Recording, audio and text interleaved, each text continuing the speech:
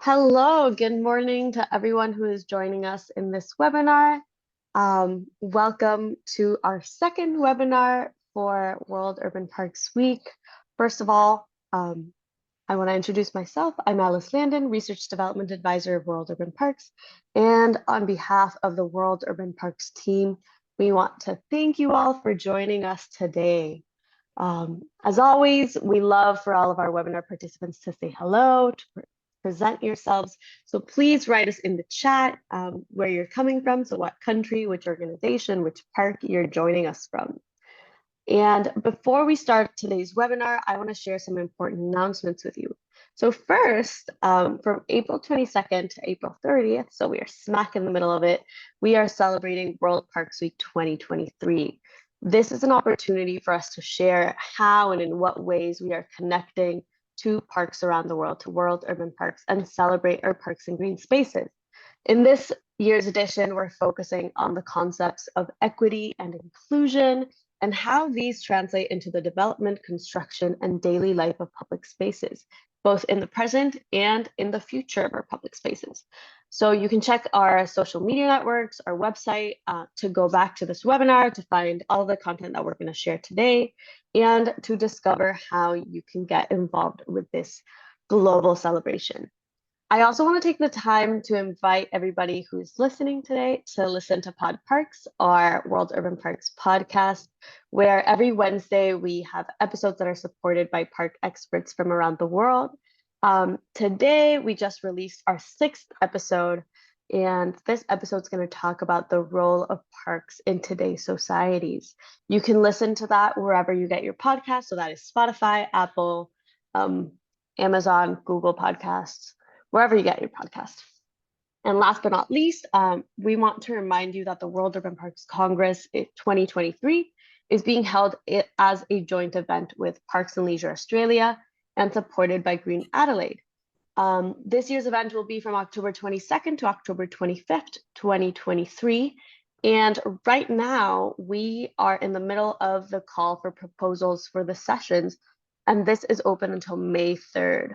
So if you want to be part of the Congress, don't forget to submit your abstract by May 3rd. So you still have 1 week left.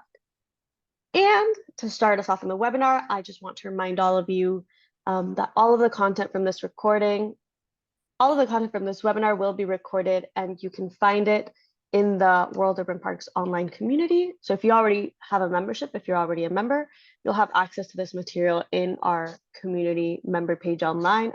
And if not, feel free to join at worldurbanparks.org. Throughout the webinar, if you have any questions for our speakers, you can leave them in the chat box or in the Q&A. And at the end of the session, we're going to have a Q&A session where our speakers will try to answer all of your questions. And with that being said, with all of those announcements done, I would like to introduce today's speakers, Jen DeMello and Colleen Coyne from KABOOM. Jen DeMello is the Senior Strategist of Organization, Innovation, and Strategic Partnerships at KABOOM, and she has committed her career to ensuring that every kid has an equitable access to high quality and safe play opportunities. In her current role, Jen works to provide responsive and innovative program solutions that meet the varying needs of kids and communities from around the world. Her expansive knowledge of play solutions and their benefits stems from leading hundreds of play infrastructure projects across North America, managing programs totaling over $20 million in grant dollars, and creating new cutting-edge programs during her tenure at KABOOM. We also have Colleen Coyne, who is a specialist learning and evaluation at KABOOM, where she supports the development of new organizational outcomes and mapping the access and quality of play spaces across the country. After receiving a Bachelor in Political Sciences and Political Science and History from Bowling Green State University, Coyne spent 5 years as a community organizer before coming on board to KABOOM. And in her work, Colleen is a passionate advocate for furthering the use of smart data, creating opportunities for meaningful community engagement, and centering racial equity. So Jen, Colleen, welcome, and the floor is yours. Thank you so much, and thank you for giving us the privilege of presenting today. It's an honor to be here with my colleague, Colleen. And we're hoping to talk to you a little bit about mapping urban play deserts and how we're looking at play-space equity and how we're defining that. So again, my name is Jen DeMello, and I'll be walking you through with my colleague, Colleen. And again, we're so excited to come together with you all as part of Parks Week 2023. It's a really special time, and we're honored to be here. We're going to talk about the importance of play today and the issue that we call play space inequity, because we believe that play isn't a luxury. We believe it's a developmental necessity that helps with kids' social, emotional, and physical growth. But there's a big issue out there, and it's that millions of kids are missing out on the necessity of childhood because of systemic racism, disinvestment, and exclusion. Unfortunately, not all kids have access to great places to play throughout our history. There's been an intentional lack of access to quality play spaces based on the color of a child's skin or a certain zip code. And this is based on systemic injustice and racism. And there's not equal access to high quality play spaces based on this historic disinvestment that was intentional and exclusionary. The reality is that play spaces are not fairly distributed in this country. And as a result of chronic disinvestment along racial lines, there are so many communities that still lack safe places for their kids to play, while others enjoy access to great places, equipped with incredible playgrounds in close proximity to their homes. And so the data, which we'll get to in a little bit more detail later, shows that systemic racism, community disinvestment, and racial exclusion have created the disparities in resources available for children. And so what you see here is our mission. KABOOM is the national nonprofit working to end place-based inequity for good. And the harsh reality that kids do not have the same access to quality places to play or receive the critical physical and mental health benefits that play provides. And we do this in a variety of different ways. We do it by building transformative partnerships across systems to meet the needs of these kids, families, and in closing the equity gap in access to great places for kids to play. Creating spaces where kids can experience the joy and developmental benefits of play is urgent work, and we hold it in high esteem, especially as ongoing pandemic has disrupted their mental health, right? So there are several things working against us right now. And for KABOOM, it's really about finding like-minded partners that are focused on ending place-based inequity with us. Our focus is to end it by building partnerships, using the data and assessments to identify and prioritize where we're building and how we're building the play spaces, measuring the impact, and sharing the tools and best practices for others to help us replicate is helping us move the needle a little bit further as we're looking to achieve our mission. So at KABOOM, we had to get real about the realities that communities face across the country and that are affecting our kids. And we had to change our approach to truly make progress on our mission to end place-based inequity for good. We've been privileged to join together with communities to make significant progress over our work for more than 2 decades in the making. And we're excited and proud of this work. If you look at the slide, you'll see our stats are great, but there's still so much work ahead of us. And there's a lot of hard work to be done. So we want to share 3 lessons from our recent work. We want to always center equity. We want to bring together the data that tells a story. And we want to use creative partnerships to get the work done so that we can actually end place-based inequity and achieve our goal. And one of the things that we've done as an organization is we created an initiative called 25 and 5 to end place-based inequity. It's our solution to ensure that every kid has a quality place to play. And in accelerating that progress, we started the 25. We're starting this to actually achieve place-based equity in 25 places over the course of the next 5 years. This is a very different way that KABOOM is working. And we're really trying to go deep in communities to truly understand where play spaces are, what the quality is of those play spaces, and how we can bring partnerships together to resolve this. And again, for us, this is urgent work, and we're doing our best to achieve it. And so this slide here, I think this picture was taken in 1957. And I think this is an example of what has happened in the past, which is slightly different than what it is today, but still barriers exist that are preventing our kids from being able to play and having access to these spaces.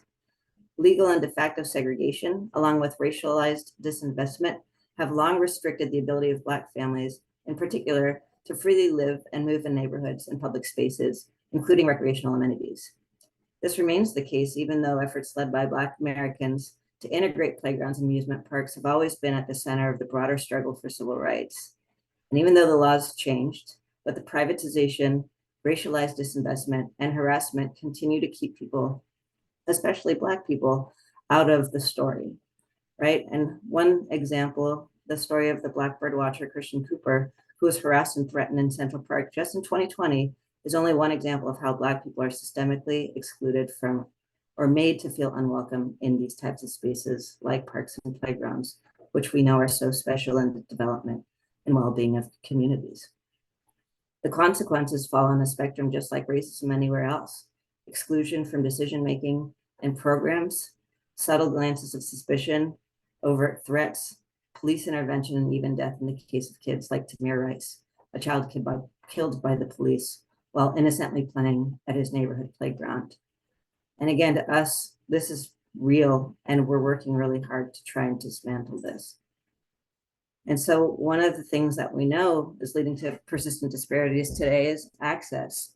And as the slide says here, one study demonstrated that 70 to 80% of minority census tracts lacked access to recreational facilities versus 38% of predominantly white census tracts. And when we're looking at the quality, parks in majority non-white neighborhoods are half as large and nearly 5 times more crowded than the parks that serve a majority of white population. And then of course, belonging is of such importance to us. And even when parks or public spaces are accessible, communities of color may feel apprehension around using them due to factors like monolingual signage or culturally exclusive rules and regulations. And so we think that every kid should have access to the same benefits and opportunities that amazing play spaces provide. And that's why our mission is so critical. We believe that well-being is critical and that the spaces where children live, learn, and play are intrinsically connected to their health and well-being. That there's learning outcomes associated with these play opportunities, where play has cognitive benefits associated with the development of executive functions and improved learning outcomes. And of course, resilience, which play relieves stress and helps to equip kids with the skills they need to bounce back from adversity later in life. So we know that play spaces are critical to the well-being of kids, and we want to make sure that we're focusing on doing the right thing as we continue to evolve as an organization. And so now I'm going to turn it over to my colleague, Colleen, who's going to talk to us a little bit about how we're understanding the realities by using a data-informed approach. Thanks, Jen. You can skip ahead to the next slide.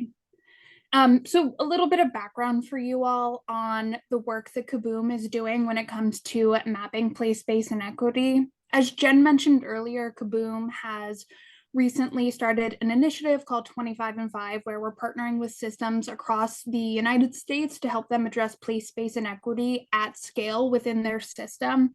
And very early on in this initiative, one of the big lessons we learned is that a lot of people have no idea what place, space, and equity is, where it's occurring within their system, and who it's most acutely impacting.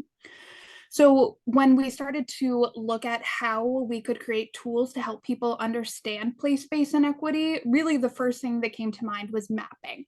In an ideal world, we would know where every single playground was located and have the ability to easily get quality information so we could tell what the condition of the play space was, what the play value was, how communities were interacting with it. But in reality, that's just not possible. So I'll talk a little bit about some of the limitations when it comes to existing place-based data.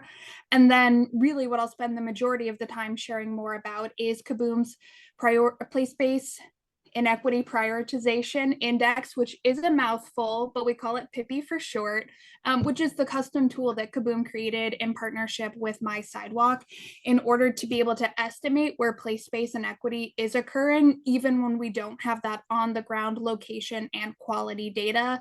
That's really important for a more nuanced look at place, space, and equity. So move to the next slide, Jen, please. Thank you.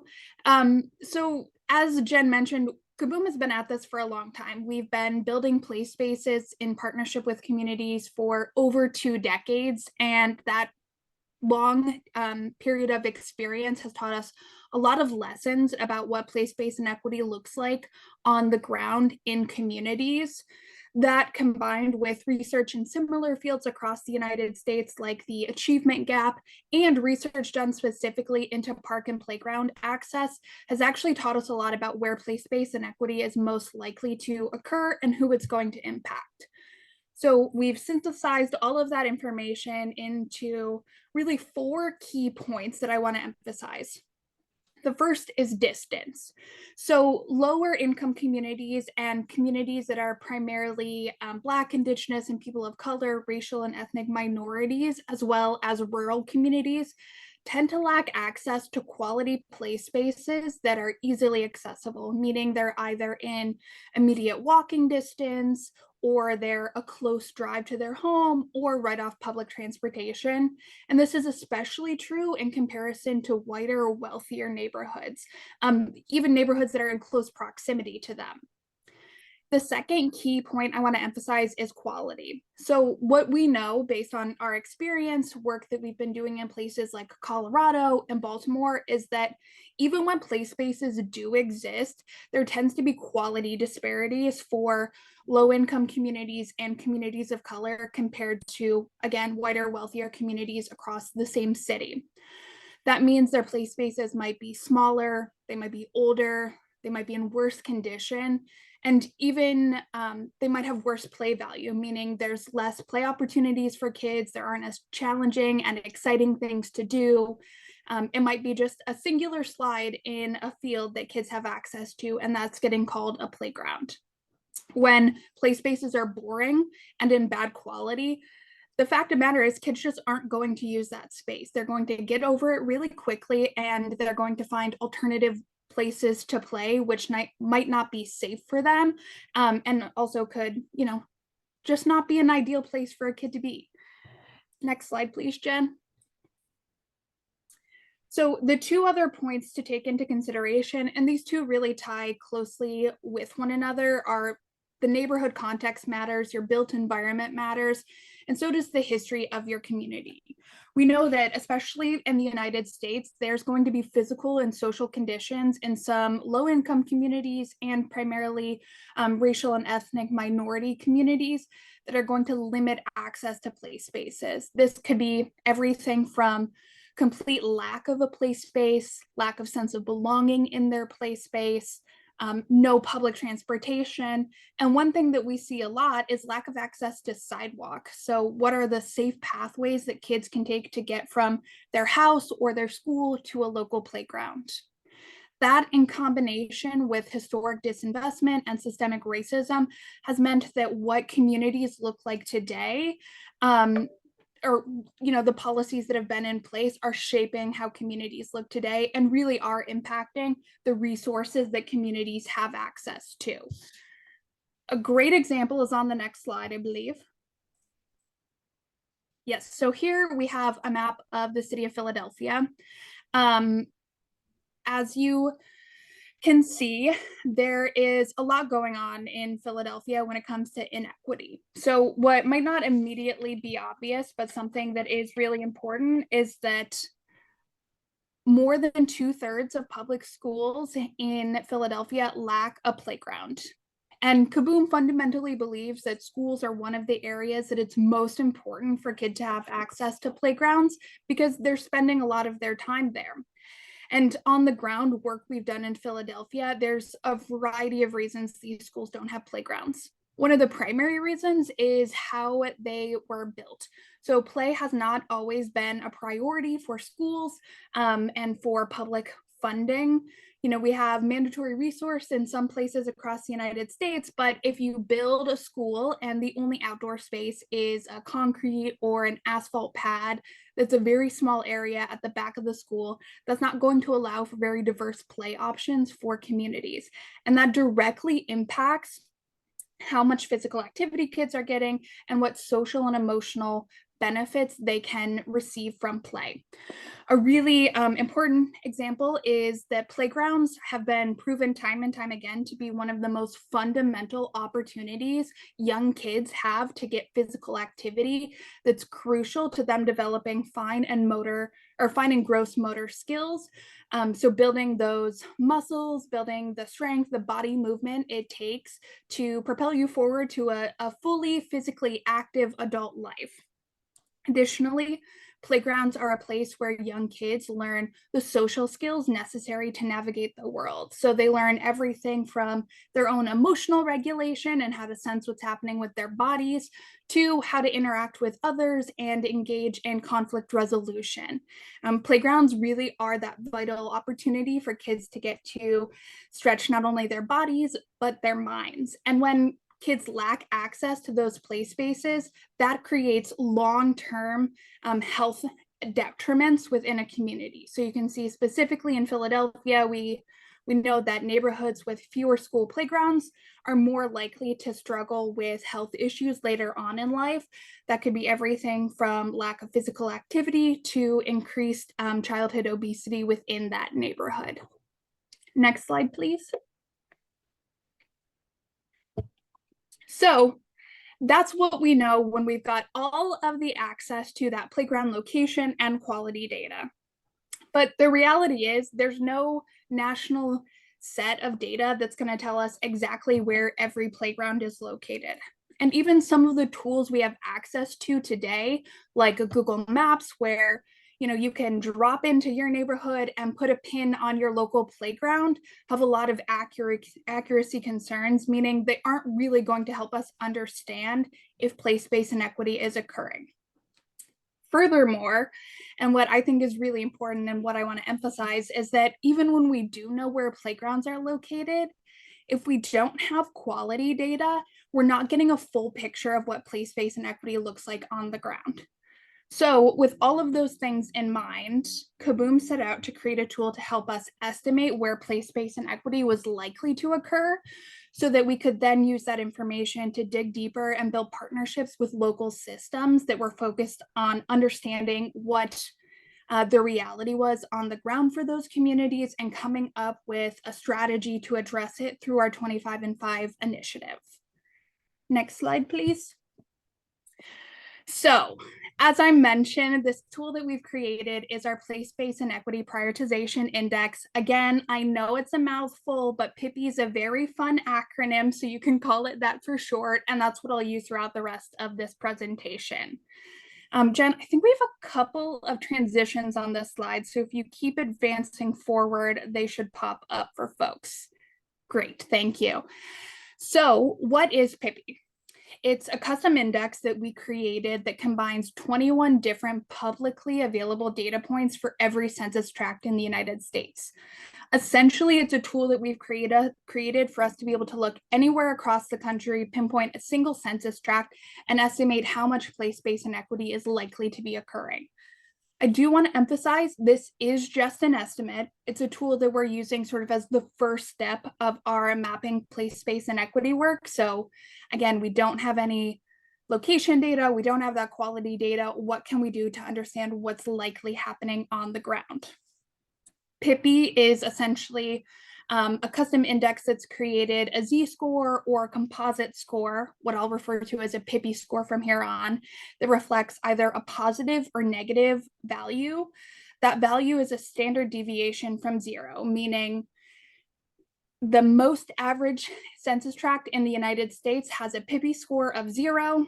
And then we'll go from there. I've got a great slide coming up that shows just beautifully what PIPI looks like. So we can advance a little bit further, Jen. Before we show that slide, I'm going to tell you about the different data that's included in PIPI. So it's made up of 3 sub-indices. The first is population characteristics. So that's really looking at who lives within these communities. We're looking at race and ethnicity data. We're looking at median household income. really we're focused on where kids live, where there's a lot of people living, where there's high population density, as well as communities that are facing things like language isolation and kids with disabilities, whether that's a cognitive or an ambulatory disability. The second category of indicators that we're looking at are those associated with historic inequity. So across the United States, a lot of those are related specifically to health and wealth. They deal with life expectancy at birth, children that are receiving public benefits, whether that is WIC, which helps to support food benefits for children, or if that is something like Medicaid, always mix those two up, which helps low-income families get access to healthcare. It's also looking at things like excessive housing costs, whether that is a homeowner who is paying a mortgage that they can't afford, or if that is renters who are severely cost burdened. Lastly, one thing it looks at is the unemployment rate, because we know that higher unemployment rates tend to be associated with communities that lack access to public resources. And the last indicator category that we do look at is park access and built environment. And this is really important for KABOOM because playgrounds at the end of the day are public infrastructure in many cases, especially located at our public parks and at schools. So when it came to looking at the built environment, knowing we don't have this national data set of every park location, we wanted to get really specific about what could be a proxy for place-based locations. And in many cases, we know that's going to be things like parks and schools. So included in our built environment category, we looked at number of parks within a neighborhood, number of elementary schools, the percent of an area that was covered by park or green space, commutes within the census tract. So is there easy access to public transportation? Are there multiple routes? What is the road network like for pedestrians? Are there sidewalks? Do you have to cross a busy highway to get to your local play space? How much traffic is existing within a neighborhood, and then things like access to healthy food or internet, which all affect the potential prosperity of families living within a community. Next slide, please. So a little bit about the limitations. As I mentioned, we don't have the place-based location data. We don't have that quality data that's going to help us create that really nuanced picture of what place-based inequity looks like on the ground. So we're really creating a best guess estimate of what place-based inequity looks like on the ground for these communities. In an ideal world, we would have the funding and resources to go to every single community throughout the United States and look at the quality of their play spaces and create maps for them and help them come up with really amazing tools to plan the future of their place-based network. That's not a reality right now, and KABOOM knows that we are just, we're a national nonprofit, but we're a relatively small organization, so we need partners across the country and really across the world in order to be able to end place-based inequity. What we can do right now is use the best data available, the most recent data, to create these estimates, but we're always going to need to rely on community partners on the ground giving us real-time information about what's happening within their community, because data really is a point in time snapshot of what's going on the ground. And through community stories, through community engagement, we're going to be able to get a more nuanced picture of what the evolution of what's happening, what the lived realities of these communities are, and how they continue to progress and move forward. Next slide, please. I previewed it before, but this is our beautiful brand new slide, which explains what PIPI scores are. So again, a little bit of a summary here. 0 is the average place-based equity score based on every census tract across the United States. From there, a PIPI score can either be positive or negative. A positive PIPI score is associated with more place-based inequity that is likely occurring within a community. A negative PIPI score is associated with less place-based inequity likely occurring. So a great way to think about this is as we move up from 0 into positive numbers, that means more place-based inequity. As we move down from a 0 into negative numbers, that means less place-based inequity.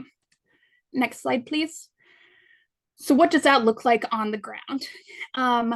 For those of you that don't know, KABOOM is based in Washington, D.C., and that is where I live. So I pulled some PIPI information from across the city to share a little bit about what these scores actually look like compared to communities. So looking at Washington, D.C., the neighborhood of Petworth is our PIPI 0 score. It's a relatively average community for the city of DC. The median household income is just shy of $90,000. It's got a Black, Indigenous, and people of color population of around 67%, and per census tract, there are about 2 playgrounds. So relatively average for DC. From there, looking at our site with a negative score, we have Capitol Hill, which has a negative 2.3 PIPI score, meaning it's less likely to be experiencing place-based inequity. It's more likely to have place-based equity than a census tract in the neighborhood of Petworth. In Capitol Hill, the median income is almost $150,000. The population of communities of color is just over 10%, and there's 7 playgrounds per census tract. That is a huge jump from 2, and really shows that there are a lot more public resources typically built into whiter, wealthier communities in the United States. The last neighborhood that we looked at for this is Berry Farms. For those of you that don't know, Berry Farms is a public housing community located within DC that was shuttered in the last few years, but has been an active housing site for many decades. Can't do mental math right now, but at least since the 1940s, when Gordon Parks actually did a number of photographs of the Berry Farms community. And he also took the photo that Jen showed earlier of the children looking in on the park site that they weren't able to access. Berry Farms has a PIPI score of 4.6. In this census tract, residents tend to be very low income for the city of DC, with a median household income of right around $25,000. The census tract is over 96% Black, specifically African American. And while it says that there are 3 parks, if you actually take the time to look at Berry Farms, you can see that 2 of those locations are actually just forested tree preserves that you can't actually access. So in reality, they have 1 park that is accessible to community members. And that shows sort of along the continuum what place-based inequity looks like in DC. But what I really want to emphasize is that we see this pretty much everywhere we've looked across the United States, whether it was in Colorado, whether it was in Baltimore, whether it was in places like Ohio or California. We see this to be true in almost every single community we've looked at. Furthermore, we've actually been able to validate some of this information looking in communities like Baltimore, where we did a full-scale quality assessment on the ground in partnership with the Parks and Rec department, as well as the Baltimore City Public Schools. And when we compare the data for playgrounds that are in bad condition or communities with low or no access to playgrounds, it very closely matches what the PIPI score is estimating to be likely to go on in that census tract. So while it is an estimate, we do have a lot of data that's validated this information for us. And so we strongly trust it, but we're always willing to learn and develop and change this as we go. Next slide, please. So here's that example looking at the city of Baltimore. So looking at this color gradation, census tracts that are highlighted in orange are in the worst 1% of census tracts for estimated place-based inequity to be occurring across the entire country, meaning they have very high estimated place-based inequity. From there, our deep purple violet census tracts are experiencing more place-based inequity than the average census tract, and it goes down. As you can see, when looking at Baltimore, the majority of the census tracts that are estimated to be experiencing place-based inequity are in West Baltimore. There's some that are sort of centered just to the east of the harbor and the downtown area, but really the majority of those census tracts are in West Baltimore, which is a historically Black part of the city that was redlined when the discriminatory housing practices happened in the United States.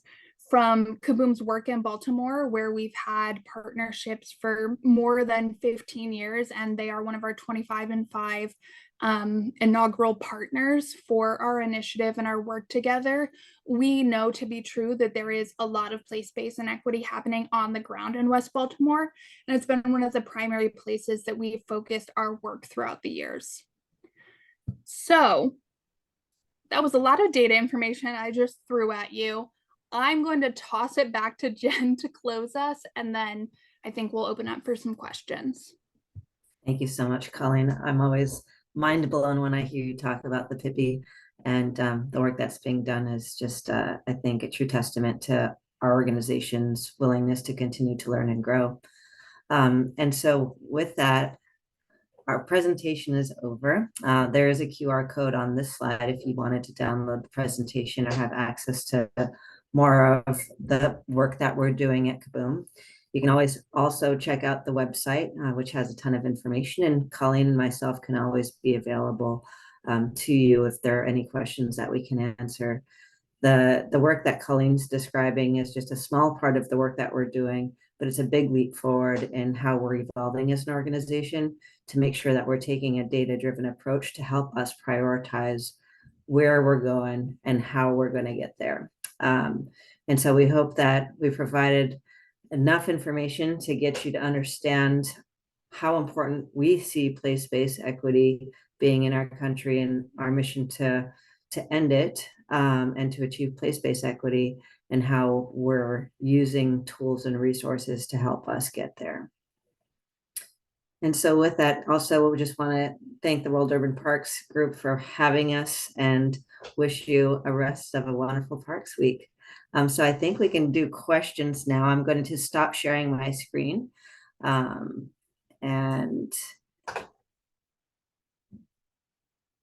you're welcome. Thank you for being here. And now I can take a look at the chat. So let's see. All right, so we have a question here, Colleen, that I think you might be able to answer. How can we translate tools like PIPI for communities in the global South with even less data? Yeah, that is a question that I think about quite often, because even within the context of the United States, the data that we have available tends to be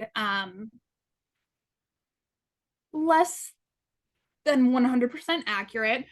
In particular, this is really true in some of the places that KABOOM works, like Texas, where we work in a lot of border communities. And in particular, in the United States, we have a lot of undocumented residents that aren't captured in our census data, which means that they aren't fully represented when it comes to understanding how many kids live within these communities, what place-based inequity is looking like within these communities, what are the health disparities and needs. So I think this is a big challenge, and it's one of the reasons why I want to emphasize that the data is really only a jumping off point, a starting point for this work. You have to include community voices, community storytelling, community engagement in order to have a super accurate picture. PIPI was created specifically within the context of the United States and understanding what systemic racism has looked like here. So in order to translate this tool somewhere else, you really have to understand what are the communities most likely to lack access to public resources, which in many cases might be similar, but there's probably also cultural differences that should be translated into what data you're looking at. And I think that one of the things too, just to piggyback off of what Colleen's saying, is that the PIPI tool is being used, but then we're incorporating other elements as well. And one of the questions here from Leticia is, can we incorporate a gender perspective to PIPI, or is it already there, Colleen? So PIPI does not currently include a gender perspective, though we do know that that is an issue.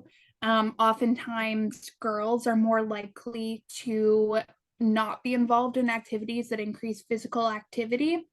That's not as true for playgrounds as it is for things like youth sports.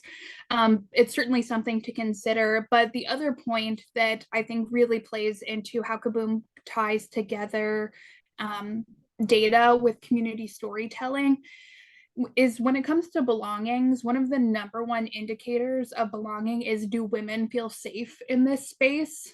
We know that through our work around our Play Everywhere challenge, which created and continues to create unique spaces for kids and communities to play outside of traditional parks and playgrounds. So things like building an interactive play spot at a bus stop where, while you're waiting to get on the bus, kids can play with a swing or a panel.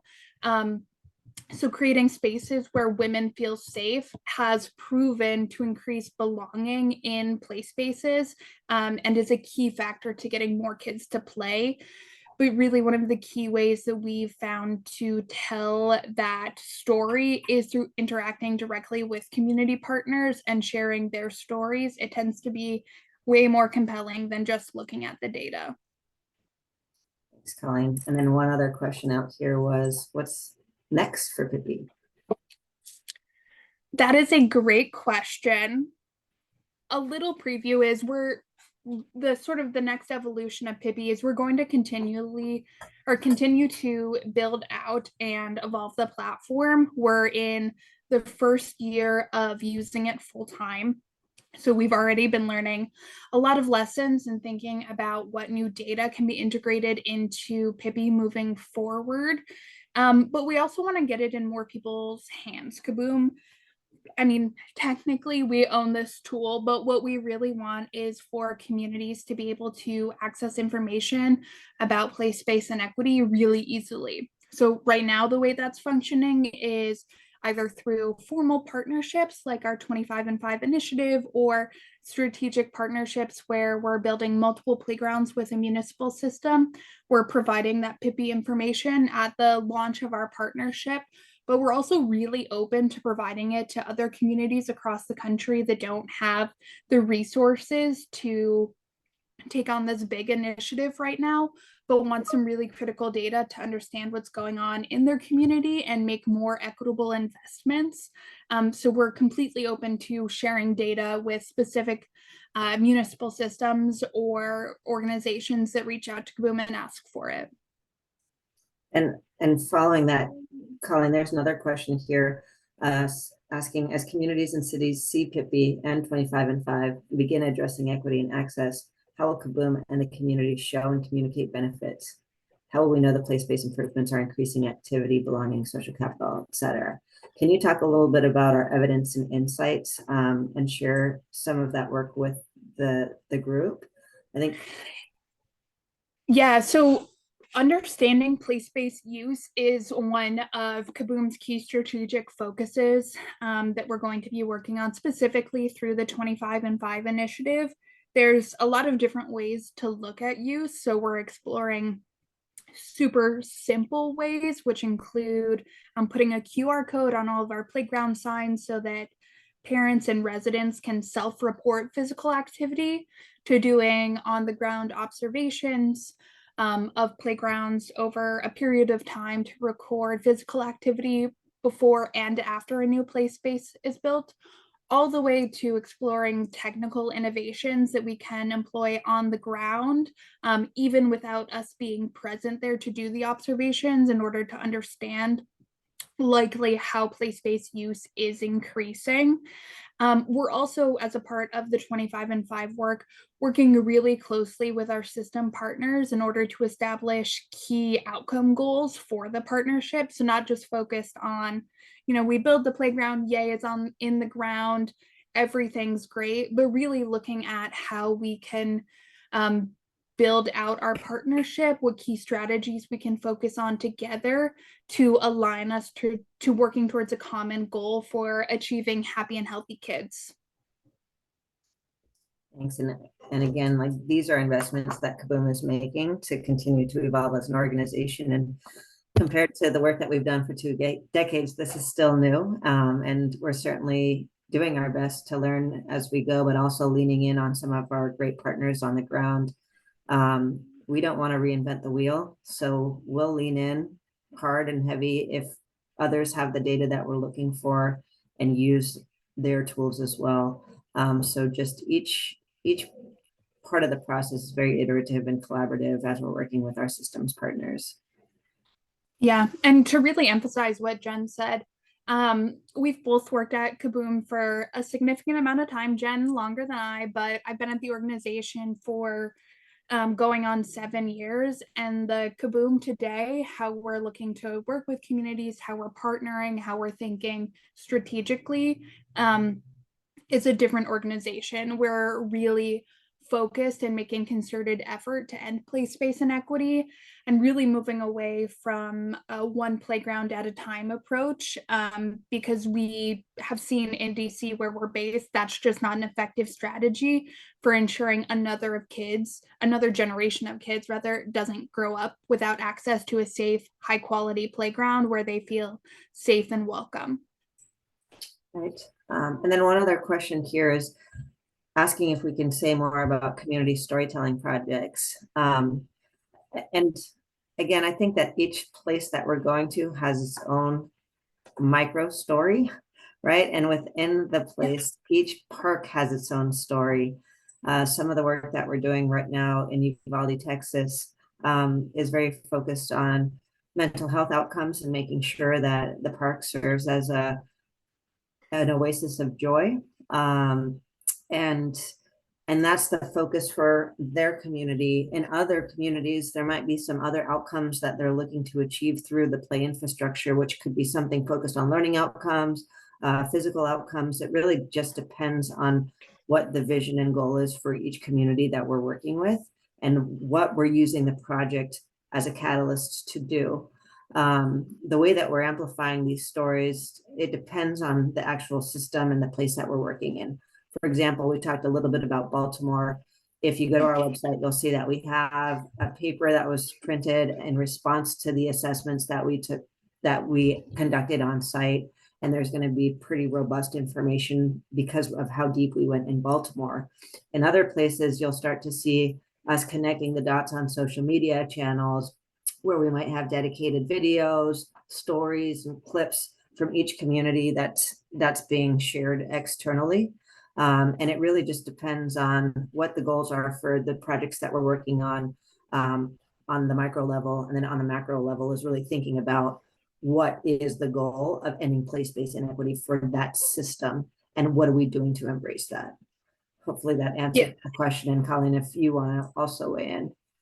Yeah, the only thing that I was going to add is a little bit of information about 2 mapping projects KABOOM has recently completed that will be published in the near future, but that I'm free to share a little bit about. So we've recently done some place-based inequity mapping and quality assessment work in Colorado, where we looked at 3 locally focused communities, 2 more rural areas and 1 like city neighborhood-ish. It sort of spans a couple of different cities, and looked at place-based inequity on the ground there. But what was really important to us was to have a group of local advisors. So not just, the municipal system leaders or Parks and Rec directors, but people who lived in those communities who were using those play spaces that could provide us information about how they felt about parks within their community, how they felt about their playgrounds, And in many cases, that lines up with the quality data we looked at, where we saw a playground was in bad condition based on our quality assessment, and residents said, hey, this playground is in bad condition.